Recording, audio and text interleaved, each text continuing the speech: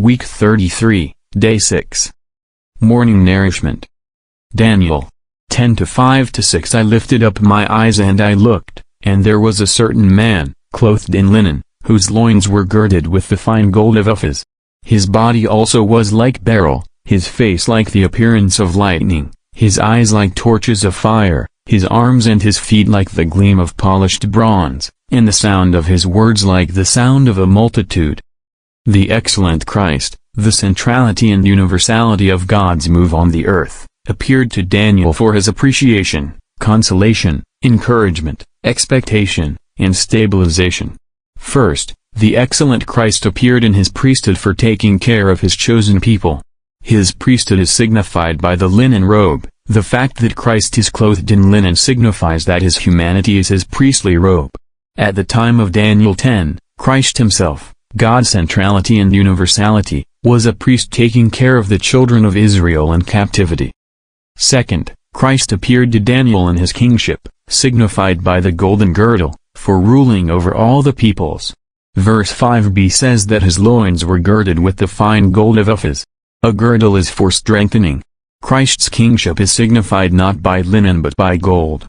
His priesthood is human, whereas his kingship is divine. Today's reading. Furthermore, for his people's appreciation Christ appeared also in his preciousness and dignity as signified by his body being like beryl. The Hebrew word for beryl could refer to a bluish-green or yellow precious stone. This signifies that Christ in his embodiment is divine, yellow, full of life, green, and heavenly, blue. Furthermore, Christ appeared in his brightness for shining over the people. His brightness is signified by his face being like the appearance of lightning.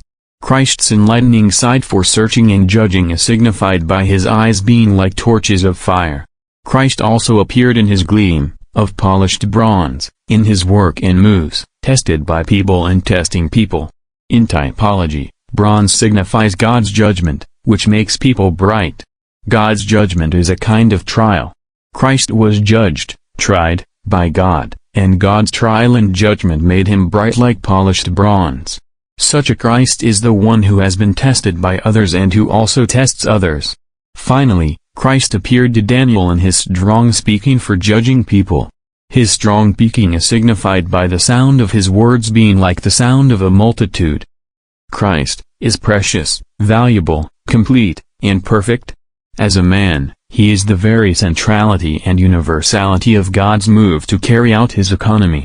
He is so precious, bright, shining, enlightening, and testing. As the priest, he is taking care of us, and as the king, he is ruling over us. How wonderful he is! In 4:26 Daniel said to Nebuchadnezzar, "Your kingdom will be assured to you after you have come to know that the heavens do rule. The earth is under the rule of a heavenly administration. Furthermore, we are under God's heavenly rule for Christ.